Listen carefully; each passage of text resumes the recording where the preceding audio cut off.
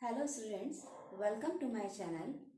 आज हम परामर्श यानी काउंसलिंग की कुछ बातों पे ध्यान देंगे। इससे पहले कि मैंने आपने जो भी मेरे वीडियोस थे मैंने कुछ गाइडेंस के बारे में बताया था और अब मैं थोड़ा सा काउंसलिंग को एक्सप्लेन करूँगी। जैसे कि आप लोग जानते हो, काउंसलिंग यानी परामर्श भी निर्देशन का ही एक रूप है। बस फर्क इतना है कि जो परामर्श है वो निर्देशन के उपायों के रूप में काम करता है। मतलब जैसे कि निर्देशन है वो मार्गदर्शन करता है, वैसे ही जो काउंसलिंग है वो भी मार्गदर्शन का ही कार्य करती है, बट थोड़ा सा अलग उनके उपायों के रूप में काम करती है। इसमें परामर्शदाता और प्रार्थी, मतलब जिसको वो चाहिए है परामर्श, और परामर्श देने वाला दोनों आमने सामने रहते हैं। परामर्श कभी ग्रुप में नहीं दिया जाता, हमेशा जो है ऐसा देखा जाता है कि आप वैयक्तिक तौर पे, मतलब जो इंडिविजुअल तौर पे आप दें। यहाँ पे इस डायग्राम के थ्रू मैं इस बात को समझाने की कोशिश करती हूँ। देखिए, एक तरफ जो है परामर्शदाता है और दूसरा तरफ जो है वो प्रार्थी है। अब इन दोनों के बीच में जो प्रक्रिया हो रही है वो परामर्श की प्रक्रिया है। परामर्शदाता जो कि उस बात का ज्ञाता है, उसके उपायों को जानता है, जो प्रार्थी है उसको सलाह दे सकता है, तो वो परामर्श की जो प्रक्रिया है उसके थ्रू वो प्रार्थी को सहायता कर रहा है। और इस तरीके से इनका जो है वो परामर्श का जो प्रोसेस है, जो परामर्श की जो प्रक्रिया है वो चल रही है, यानी कि अपना कार्य कर रही है। अब परामर्श के बारे में कई परिभाषाएं हैं। किसी ने उसे आमने सामने का संबंध कहा, किसी ने उसे सामाजिक संबंध कहा, कोई कहता है कि वो ऐसी प्रक्रिया है जिसमें एक व्यक्ति दूसरे व्यक्ति हेतु सहायतार्थ रहता है। तो इस तरीके से अनेकों डेफिनेशंस हैं, अनेकों परिभाषाएं हैं। यहाँ एक डेफिनेशन मैंने शो करी है, मायर्स ने लिखा है। मायर्स बहुत अच्छे एक शिक्षा शास्त्री हैं। उन्होंने लिखा है कि परामर्श से अभिप्राय दो व्यक्तियों के बीच संबंध है। देखो, जब आपस में कोई संबंध नहीं होगा, आपस में हमारा कोई इंटरेक्शन नहीं होगा, हम कैसे ये प्रक्रिया को पूरा करेंगे? तो बीच संबंध है जिसमें एक व्यक्ति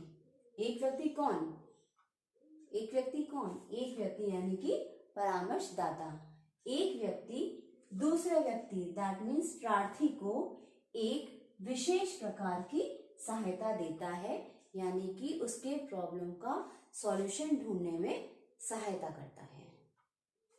तो इस तरीके से परामर्श की इस पूरी प्रक्रिया में, जो परामर्श की जो प्रोसेस चली उसकी पूरी प्रक्रिया में कुछ फैक्ट्स निकल के आए। उन फैक्ट्स में पहला फैक्ट है कि परामर्श दो व्यक्तियों के बीच में या दो व्यक्तियों में पारस्परिक संबंध है। मतलब इसमें दो व्यक्तियों का होना और उनके बीच में कुछ संबंध का होना जरूरी है, कुछ आपस में होना जरूरी है। सेकंड तथ्य ये निकल के आता है कि दोनों के बीच यानी परामर्शदाता और प्रार्थी के बीच विचार विमर्श के अनेक साधन होते हैं। किसी भी एक साधन के थ्रू जो भी आपका बातें हो रही हैं या जो भी डिस्कशन हो रहा है या जो भी आपके प्रोसेस चल रही है आपकी, तो उसके बीच में अनेकों साधन हो सकते हैं। किसी एक साधन पे हम लोग आश्रित होके नहीं रह सकते। तीसरी बात ये निकल के आती है परामर्श की प्रक्रिया में कि प्रार्थी को देने वाला जो ज्ञान है, इसमें परामर्शदाता अपना काम पूर्ण ज्ञान से करता है। पूरी नॉलेज होती है जो परामर्शदाता होता है, जो वो किसी को देता है परामर्श, पूरी नॉलेज के संग, विदाउट नॉलेज नहीं, इनकम्प्लीट नॉलेज नहीं, पूर्ण ज्ञान के संग में वो उसे अपनी जो है वो परामर्श देता है। अगली बात ये सामने निकल के आई है परामर्श की प्रक्रिया में कि परामर्श प्रक्रिया में प्रार्थी की भावनाओं, जिसको आपसे परामर्श चाहिए है, प्रार्थी की भावनाओं के अनुसार परामर्श का स्वरूप निर्धारित होता है। अब हर किसी की अपनी इमोशनल फीलिंग्स होती हैं, अपनी इमोशंस होते हैं। किसी का नेचर अलग होता है, कोई थोड़ा सा हर एक उसमें अलग अलग अपने व्यक्तिगत भिन्नताएं होती हैं। तो उसको भी ध्यान में रखकर हमें परामर्श के प्रोसेस को आगे बढ़ाना पड़ता है। मान लो हम जो प्रोसेस उसे दे रहे हैं या जिस साधन के थ्रू हम उसे परामर्श देना चाहते हैं, वो उस बात को नहीं समझ पा रहा है, या डर रहा है, या अपनी बात को कहने से हिचक रहा है, या कोई बात छुपा रहा है, जब तक वो हमें अपनी कंप्लीट प्रॉब्लम नहीं बताएगा तो हम उसका सॉल्यूशन कैसे निकालेंगे।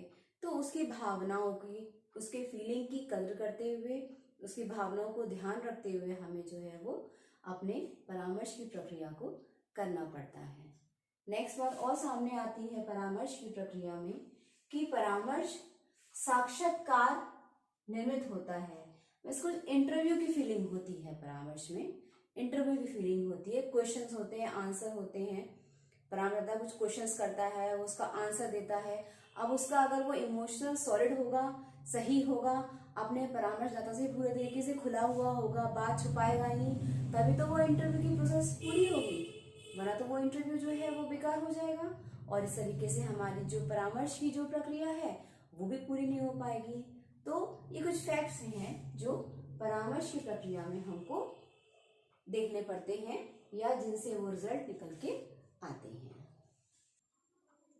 परामर्श की पूरे कॉन्सेप्ट में, परामर्श की पूरी प्रोसेस में उनके फैक्ट्स को ध्यान में रखते हुए, उनकी कंप्लीट नॉलेज के बाद में परामर्श की कुछ विशेषताएं जो हैं वो सामने आती हैं। पहली विशेषता परामर्श की है कि परामर्श जो है समस्या परक होता है। भाई जब कोई प्रॉब्लम ही नहीं होगी तो हमारी सलाह किस बात की, कोई बात ही नहीं होगी तो हमारी सलाह किस बात की। तो जब तक समस्या नहीं होगी, जब तक कोई बात समस्या परक नहीं होगी, तो हमारा जो है वो परामर्श की प्रक्रिया कंप्लीट नहीं होगी। तो परामर्श की प्रक्रिया में, परामर्श में हमेशा समस्या परक का होना जरूरी है, प्रॉब्लम का होना जरूरी है। ये इसकी पहली विशेषता बनती है। सेकंड विशेषता में परामर्श जो है वो वार्तालाप का स्वरूप है। इसमें जैसे मैंने कहा था कि इसमें इंटरव्यू जो होता है साक्षात्कार के स्वरूप में होता है, तो उसमें वार्तालाप होता है, बातें होती हैं। तो वार्तालाप का स्वरूप ही परामर्श का स्वरूप होता है। थर्ड जो विशेषता आती है, जो परामर्श है उसको कहा गया है कि मूल जो है परामर्श का वो परस्पर विश्वास है। प्रार्थी का परामर्शदाता पर और जो परामर्शदाता है उसका प्रार्थी पर आपस में विश्वास का होना भी बहुत जरूरी है। बिना विश्वास के वो प्रक्रिया, उनके विचारों का आदान प्रदान, उनकी सहायता, उनका जो भी उनके बीच जो तालमेल बैठ रहा है, वो सब कुछ भी पूरा नहीं होगा। उसके बाद में नेक्स्ट जो विशेषता है वो परामर्श की ये बन के आई कि परामर्श प्रार्थी के हित में सहायता करता है। मतलब ऐसा परामर्श दिया जाए प्रार्थी को कि उसका हित हो, जो रिजल्ट है वो पॉजिटिव आए, कहीं उसको परेशानी ना हो, हमेशा वो पॉजिटिव रहे, उसके हित में बात कही जाए। तो आज हमने परामर्श की पूरी प्रक्रिया, उसके कुछ तथ्य और कुछ विशेषताओं के बारे में जाना। अपनी नेक्स्ट वीडियोस में मैं आपके सामने एजुकेशन के और कुछ नए टॉपिक्स के संग में बात करूंगी और एक नया टॉपिक लेके आती हूँ। मेरे चैनल को सब्सक्राइब, लाइक, शेयर करिए ताकि आपको मैं एजुकेशन के बहुत सारी बातें हैं, अभी तो सिर्फ शुरुआत है, बातें तो बहुत सारी हैं, बहुत पेपर्स हैं, बहुत टॉपिक्स हैं, इसका कोई जो है वो लिमिट नहीं है। तो उन सब बातों का फायदा उठाने के लिए आप मेरे चैनल को लाइक, सब्सक्राइब, शेयर करें और मेरे वीडियोस को देखते रहें। Thank you.